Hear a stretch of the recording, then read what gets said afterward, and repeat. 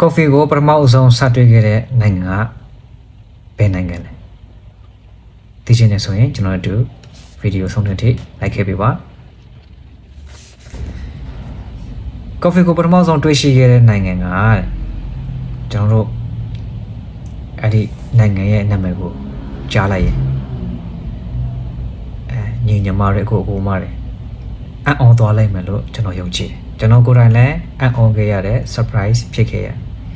coffee ကိုပထမဆုံးတွေ့ခဲ့တဲ့နိုင်ငံကတော့အာဖရိကတိုက်ထဲမှာရှိတဲ့ Ethiopia နိုင်ငံကနေစတွေ့ခဲ့တာ Ethiopia နိုင်ငံဟိုအရင်တော့ကျွန်တော်တို့သိထားတာဒီအရန်ဆင်းရဲတဲ့နိုင်ငံစားစရာတောင်မှလုံလုံလောက်မရှိတဲ့နိုင်ငံဒါပေမဲ့ဒီနိုင်ငံမှာကျွန်တော်တို့ဒီနေ့တောက်နေတဲ့ coffee ကိုတွေ့ခဲ့တယ်ဆိုတော့ကျွန်တော်တို့ surprise ပဲအဲ့ဒါကိုလည်းဒီလိုမျိုး surprise ဖြစ်ပြီးတော့မယုံမကြည်ဖြစ်မှာကိုသိလို့ထင်ပါရဲ့ပညာရှင်တွေကတမိုင်းပညာရှင်တွေကလည်းသူကမှတ်တမ်းကိုတင်ထားပေးတယ်ဒါပေမဲ့သူတို့တမိုင်းမှတ်တမ်းတင်တဲ့အခါမှာနှစ်မျိုး coffee history ကိုမှတ်တမ်းတင်တဲ့အခါမှာသူတို့နှစ်မျိုးတင်ထားပေးတယ်ပထမတစ်မျိုးဒီဒဏ္ဍာရီပုံစံမျိုးနဲ့ဒဏ္ဍာရီဆန်တယ်ပေါ့နော်ဒဏ္ဍာရီဆန်ပုံစံမျိုးတင်ထားတယ်ဒုတိယတစ်မျိုးကတော့စာပေအထောက်ထားနဲ့သူတင်ထားတယ်အဲလိုဆိုတော့ကျွန်တော်တို့ပထမတစ်မျိုးဒဏ္ဍာရီဆန်ဒဏ္ဍာရီလာမှတ်တမ်းတစ်ခုကျွန်တော်တို့အရင်သွားကြည့်အောင်နော်အရင်စိတ်ဝင်စားဖို့ကောင်းပြောမှဆိုရင်ဒီ coffee ကိုစတွေ့ခဲ့တဲ့အဖြစ်အပျက်ကလည်းအရန်ကိုပြောမှဆိုရင်ပုံမြင့်ဆန်တယ်ဗျအဲပုံမြင့်ဆန်တယ်ဆိုတော့သူတို့ကဒဏ္ဍာရီနဲ့တစ်မျိုးပြီးရင်စာပေမှတ်တမ်းနဲ့တစ်မျိုးသူတို့မှတ်တမ်းတင်တာဒဏ္ဍာရီပုံစံကိုတော့သူတို့ကဒဏ္ဍာရီမှတ်တမ်းပုံစံမျိုးတင်ဒဏ္ဍာရီပုံစံမျိုးမှတ်တမ်းတင်ထားတဲ့ခုနှစ်ကိုသူတို့က AD 900စု850ခုနှစ်ဆိုပြီးတော့မှတ်တမ်းတင်ထားတယ်စာပေထောက်ထားတဲ့တိတိကျကျမှတ်တမ်းတင်ထားတဲ့ခုနှစ်ကိုတော့ AD 1500စု1400ပြည့်နှစ်များလို့သူတို့မှတ်တမ်းတင်ထားတယ်ဒါက coffee တမိုင်းကြောင်နှစ်ခုပေါ့နော်ကျွန်တော်တို့တဏ္ဍာရီလာတဏ္ဍာရီမှတ်တမ်းကိုအရင်တော့သွားရအောင်အဲ့ဒီ coffee ကိုစားတွေ့ခဲ့တဲ့ပထမဦးဆုံးပြောမယ်ဆိုရင်ပထမဦးဆုံးနေရာကသူကဘယ်လိုလဲဆိုတော့ Ethiopia နိုင်ငံရဲ့ကဖာဒေသမှာဖြစ်တယ်အဲ့ဒီ coffee ရဲ့ပထမဦးဆုံးစားခဲ့တဲ့နေရာပေါ့နော် Ethiopia နိုင်ငံရဲ့ကဖာဒေသမှာစားတွေ့ခဲ့တဲ့သူကလည်းစိတ်ကြောင်းသားတယောက်ဖြစ်တယ်သူ့ရဲ့နာမည်ကကာဒီဆိုရဲစိတ်ကြောင်းသားကနေပြီးတော့ဒီ coffee ကိုစားတွေ့ခဲ့ပြောမှဆိုရင်အဲ့စားတွေ့ခဲ့တဲ့ချိန်လုံးဆိုရင်သူတို့က coffee လို့မသိသေးဘူးဒါမှလည်းဒီစိတ်ကြောင်းသားကသူ့ရဲ့ဒီစိတ်ကြောင်းသားလေးကာဒီပေါ့နော်ဒီကာဒီဟာသူစိတ်ကြောင်းနေတဲ့နေရာဝင်ချင်းမှာတွေ့တဲ့ဘေးနာနီးနားမှာသူအဲ့ဒီနေရောင်လိုပန်းရောင်လိုအသီးလေးတွေသူတွေ့တော့သူစားရင်းနဲ့စားနေတဲ့အခါမှာသူပြောဆိုဒီကာဒီကဒီအသီးကိုစားပြီးတော့အိမ်ပြန်လာတဲ့အခါမှာတခြားကလေးတွေနဲ့မတူဘဲနဲ့သူကညဘက်တွေမှာတော့မှလန်းဆန်းတက်ကြွနဲ့ခေါင်းပေါက်ကစားနေတာတတိပြုတ်မိသွားတယ်ပြောဆိုကွာတတိထားမိသွားတယ်ပေါ့အဲ့ဒီခါကျတော့သူထင်းနေသူခံစားနေရတဲ့ feeling တခုပေါ့နော်သူခံစားနေရတဲ့ပုံစံကြီးကိုတခြားလူတွေသူပြန်မျှဝေခြင်းနဲ့ထူပါတယ်သူကဒီစိတ်ကြောင်းနေနဲ့ပြန်လာတဲ့အချိန်မှာဒီအသေးတွေကိုဖုန်းတော်ကြီးကြောင်းစီကိုယူသွားပေးလိုက်တယ်ဒါပေမဲ့ဖုန်းတော်ကြီးကအစပိုင်းမှာတော့ဒီအသေးကနီးတယ်လို့ပန်းတယ်လို့အယောင်ဖြစ်နေတော့သူကပြောမဆိုရင်ကျွန်တော်တို့လူကြီးတွေလို့ပေါ့ဗျာအနီရောင်လို့ပန်းရောင်လို့ဒီထူခြားပြောမလို့တစ်ခါမှမမြင်ဘူးတဲ့ဟာဆိုရင်အစိတ်ဖြစ်မှာဆိုလို့ထင်ပါတယ်သူကမီးပုံနဲ့ပဲပြစ်ချလိုက်မီးပုံနဲ့ပြစ်ချလိုက်တာမီးပုံနဲ့ပြစ်ချလိုက်တော့ဖြစ်ချင်တော့အခုဒီအစိတ်ဘာမှမသိတဲ့အစိတ်ယူသူတို့မီးပုံနဲ့ပြစ်ချလိုက်တယ်ဆရာတော်ကမီးပုံနဲ့ပြစ်ချလိုက်တဲ့အခါမှာဒီအသေးကမီးလောင်ပြီးတော့ဒီအနက်ကထွက်လာ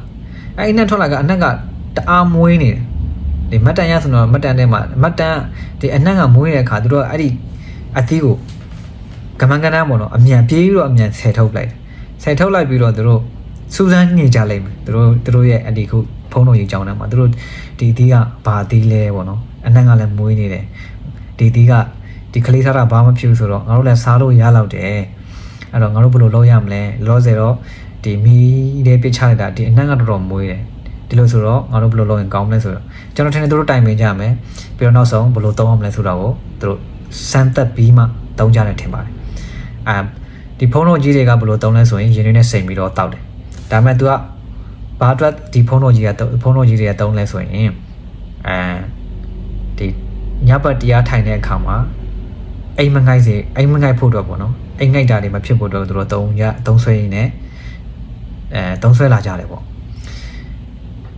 ဒါပေမဲ့ကျွန်တော်တခုပြောဖို့မေ့တော့တယ်နော်ဒီအဲ့ဒီဖုန်းတော်ကြီးအကြောင်းကကျွန်တော်တို့ဒီ chat အကြောင်းလည်းမဟုတ်ဘူးဟိုဒါပါလဲ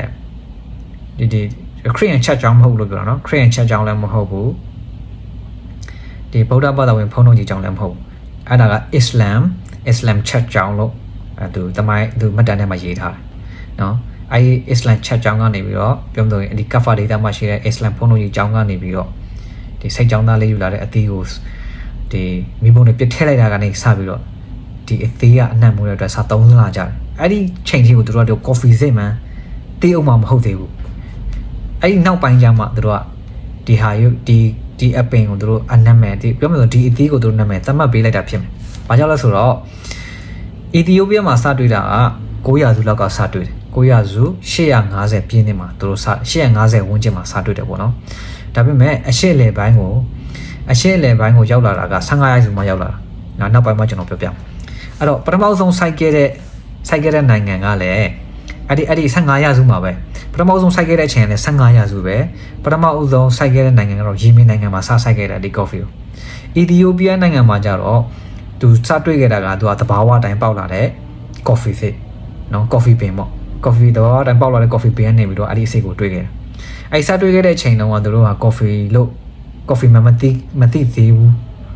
လို့တော့ကျွန်တော်တို့မြင်တယ်ဘာလို့ဆိုတော့သူတို့နာမည်မပေးရတော့သေးဘူးဒါပေမဲ့အဲ့ဒီ900စုနဲ့1500စုเนาะဒီ1500စုကျမှဒီ coffee ကိုစဆိုင်တာဒါဆို900စုနဲ့1500စုမှာရာစုနဲ့ကွာသွားပြီ600စုလောက်ကွာသွားတယ်600စုကိုကျွန်တော်ထင်တယ်100စုနှစ်ပေါင်း100ဆိုရင်နှစ်ပေါင်း600လောက်ကွာတယ်ဒီ coffee သမိုင်း coffee မှတ်တမ်းဒီနှစ်ပေါင်း600လောက်ကြာမှလူတွေကပထမဆုံးစိုက်ပျိုးကြတာเนาะစိုက်ပျိုးကြတာအဲ့တော့နှစ်ပေါင်း600လောက်ကြာမှဒီ coffee ကိုဒီယီမင်နိုင်ငံမှာပထမအဆုံးစိုက်ပျိုးပြီးတော့ယီမင်နိုင်ငံရဲ့မိုခါစိတ်ကမ်းကနေပြီးတော့ကဘာပေါ်ကိုပထမဆုံးစတင်ဖြန့်ဖြူးတယ်စပြီးတင်ပို့တယ်ပေါ့ဗျာအဲ့လိုဆိုတော့ဒီယီမင်နိုင်ငံမှာပထမဆုံးစိုက်ပျိုးခဲ့တဲ့ဒါအီသီယိုးပီးယားပေါ့နော်အီသီယိုးပီးယားကနေပြီးတော့တဘာဝတိုင်းပေါက်လာတဲ့ coffee ကိုပြောလို့တဘာဝတိုင်းပေါက်လာတဲ့ coffee ကိုယီမင်နိုင်ငံမှာပထမအဆုံး85ဆိုမှစဆိုင်လိုက်တယ်ပြီးရင်ကဘာကြီးကိုဖြန့်ဖြူးလိုက်တယ်အားကြောင့်တခါလေကျွန်တော်တောက်နေတဲ့ coffee မှာ mocha ဆိုပြီးတော့ဒီ mocha စိတ်ကန်းကိုဆွဲပြီးခေါ်တယ် mocha coffee ဆိုပြီးပြောလိုက်တယ်အဲ့တော့ mocha စိတ်ကန်းကနေကဘာပေါ်ကိုပထမဆုံးဖြန့်ဖြူးလိုက်တယ်ဒါပေမဲ့အဲ့လိုမျိုး1500စုကမှယီမင်နိုင်ငံမှာပထမဆုံးစိုက်ပျိုးပြီးတော့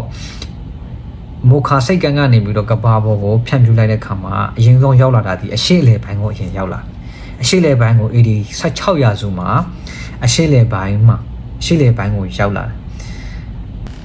အရှေ့လေပိုင်းကိုရောက်လာတယ်ဆိုတော့အရှေ့လေပိုင်းနိုင်ငံတွေဘယ်နိုင်ငံတွေလဲဆိုတော့အဲ့ဒီ1600စုမှာအရှေ့လေပိုင်းနိုင်ငံတွေဖြစ်တဲ့ပါရှန်အီဂျစ်ဆီးရီးယားနဲ့တူရကီအင်ပါယာတွေကိုရောက်သွားတာပြောမယ်ဆိုရင်အရှေ့လေပိုင်းကိုအရင်ရောက်လာတယ်ပေါ့1600စုမှာ1500စုနဲ့1600စုနှစ်ပေါင်း100ကြာ1500စုမှာယီမင်နိုင်ငံမှာစဆိုင်တယ်ပထမဆုံး coffee ကိုပထမဆုံးစဆိုင်တယ်ဖြန့်ဖြူးတယ်အဲ့1500စုမှာဒါပေမဲ့အရှေ့လေပိုင်းကိုကျတော့1600စုနှစ်ပေါင်း100ရောက်တဲ့ခါကျမှအရှေ့လေပိုင်းကိုဒီ coffee ကပြန်နှံ့လာပြောမှဆိုရင်ပါရှန်အင်ပါယာအီဂျစ်ပြီးဆီးရီးယားနဲ့တူရကီအင်ပါယာတွေကိုရောက်လာတယ်တူရကီမှာဆိုတော့အော်တိုမန်အင်ပါယာပေါ့ဗျာသူတို့ပြောတာတော့ဒီသမိုင်းမှတ်တမ်းထဲမှာတော့အော်တိုမန်အင်ပါယာကိုရောက်လာအဲ့ဒီမှာ coffee ဆိုင်တွေအများကြီးပေါ်လာတယ်တူရကီမှာပြောမှဆိုရင်အဲ့ဒီ1600စု coffee ပြန်နှံ့လာတဲ့အခါကျမှဒါ coffee ဆိုင်တွေကတူရကီနိုင်ငံပြောမှဆိုရင်အက်စတန်ဘူမြို့မှာ coffee ဆိုင်တွေအများကြီးပေါ်လာတယ်အဲ့ coffee ဆိုင်တွေမှာလူတွေကဘာလုပ်ကြလဲဆိုရင် coffee တောက်ရင်းနဲ့စကားပြောကြတယ် coffee တောက်တဲ့နိုင်ငံရေးဆွေးနွေးကြတယ် coffee တောက်ရင်းနဲ့စစ်တူရင်ကစားကြတယ် chat ကစားကြတယ်ပေါ့ဗျာ chat ထိုးကြတယ်ပြီးတော့နိုင်ငံရေးဆွေးနွေးလိုက်လဲလုပ်ကြတယ်အဲ့ဒီလိုမျိုးလောက်တာဖြစ်တဲ့အတွက်တူရကီနိုင်ငံအက်စတန်ဘူမြို့မှာ coffee ဆိုင်တွေမှာအဲ့လိုမျိုးလူတွေကတောက်ပြီးတော့နိုင်ငံရေးအကြောင်းပြောတယ်စကားဝိုင်းနေထိုင်ပြောကြတယ်တချင်းတွေနားထောင်ကြတယ်ပြီးရင်စစ်တူရင်ကစားပွဲတွေလောက်ကြတာဖြစ်တဲ့အတွက်အဲ့ဒီခက်ကဆိုရင်တဲ့အဲ့ဒီ coffee ဆိုင်တွေကိုတဲ့ ဘာလဲပညာရှိကျောင်းတော်များဆိုပြီးတော့ခေါ်ဖို့တမောရတဲ့အထိကိုဖြစ်လာတယ်ပြောအင်္ဂလိပ်လိုပြောမှဆိုရင်တော့ schools of the wise ဆိုပြီးတော့လူတွေကခေါ်လာကြတယ်ပေါ့ပြောမှဆိုကနာမည်ကြီးရတယ်ပေါ့အဲ့လိုမျိုးဘာလဲ school of the wise ဆိုပြီးတော့နာမည်ပေးရတဲ့အထိကိုဖြစ်လာတယ်ပေါ့ဒါတမိုင်းမတန်ရဆိုရင်တော့ဒါကအရှိလေပိုင်းကို coffee စားပြီးတော့ရှိလေပိုင်းမှာ coffee စားပြန့်နှံ့သွားတဲ့အချိန်ပြောတော့နော်AD 15ရ16ရစုလောက်ကြာမှာဥရောပကိုရောက်လာတဲ့အချိန်ကျတော့သူတို့ကဒီအဲ့ဥရောပကိုရောက်လာအရှိလေပိုင်းကိုပြန့်နှံ့သွားပြီးမှဥရောပကိုရောက်လာတဲ့အချိန်ကျတော့အဲ့ကြားထဲမှာနှစ်ပေါင်း100ထပ်ကြာပြောဆိုနှစ်ပေါင်း100လောက်ကြာမှဥရောပကိုရောက်လာတာ coffee ကပြောဆို18ရAD 18ရစုလောက်ကြာမှဒီဥဒ္ဒါကိုရောက်လာတယ်1600ခုနှစ်လောက်ကြာမှဒီအရှိဥရောပတိုက်ထဲကိုရောက်လာတယ်ဒါပေမဲ့အဲ့ဒီ1600ခုနှစ် AD 1900ရာစုမှာဆိုရင်ကျွန်တော်ထင်တယ်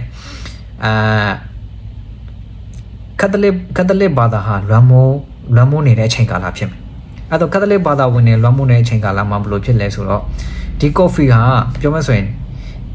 အစ္စလမ်ဒေသကနေပြီးတော့ပြောမှဆိုတော့အစ္စလမ်ဘာသာဝင်တွေပေါ်များတဲ့ဒေသကနေပြီး coffee ဟာရောက်လာcoffee ကရောက်လာတာဖြစ်တဲ့အတွက်အဲ့ဒီကက်သလစ်ဘာသာဝင်တချို့ကဒီ coffee ကိုမကောင်းတဲ့အရာလို့သတ်မှတ်လိုက်ကြတယ်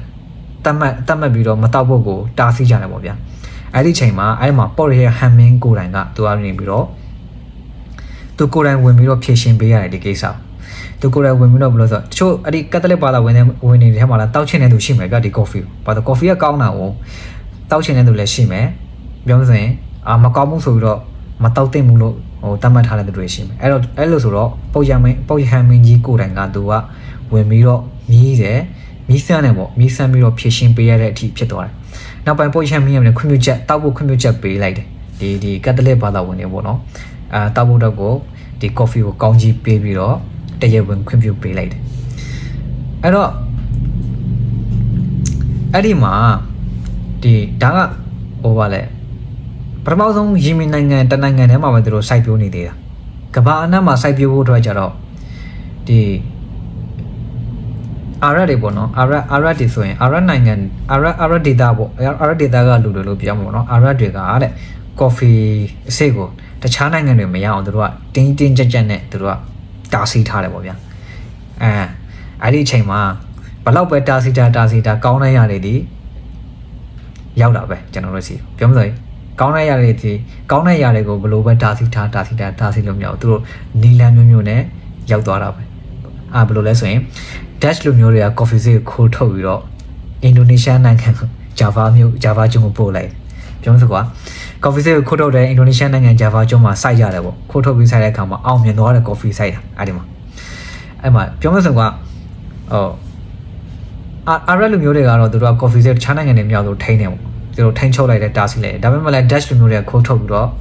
အင်ဒိုနီးရှားနိုင်ငံတွေရောက်အောင်တည်သွားတယ်ပြီးတော့ Java ကျွန်းမှာသူတို့စိုက်ခဲ့တယ်အဲ့လိုစိုက်တဲ့အခါမှာလည်းအောင်မြင်မှုရသွားတဲ့အခါမှာနောက်ပိုင်းဒီ coffee စိုက်ပျိုးတာဘယ်ထိပြန့်နှံ့သွားလဲဆိုရင်ပြင်သစ်စပိန်ပေါ်တူဂီနဲ့အမေရိကတိုက်မှာရှိတဲ့ဘရာဇီးထိပါဒီ coffee စိုက်ပျိုးခြင်းကပြန့်နှံ့သွားတယ်ပြော coffee စိုက်ပျိုးခြင်းလုပ်ငန်းကဒီကမ္ဘာပေါ်မှာရှိတဲ့ဒီနိုင်ငံတဝန်းလုံးကိုတစ်ကမ္ဘာလုံးကိုပြန့်နှံ့သွားအဲ့ဒီချိန်မှာကမ္ဘာပေါ်မှာရှိတဲ့အရောင်းရဆုံးအဖျော်ရကမှအဖျော်တောက်စရာတစ်ခုအဖြစ်နဲ့ဒီ coffee ကစပြီးတော့ကျွန်တော်တို့စီကိုရောက်လာတယ်ဒီနေ့ကျွန်တော်တို့တောက်နေရတယ်ဒါက coffee ရဲ့ဘယ်လိုပြောမလဲ coffee ဖြစ်လာဖို့တော့ကိုသူအဆင့်လဲဖြတ်တန်းလာရတဲ့တမိုင်းကြောင်းပေါ့နော် coffee ရဲ့တမိုင်းကြောင်းကတအားစိတ်ဝင်စားဖို့ကောင်းတယ် barista ဆောက်လုပ်မယ် barista ပြောမစရင်ခြေလမ်းကိုခု barista live တဲကိုဝင်နေတဲ့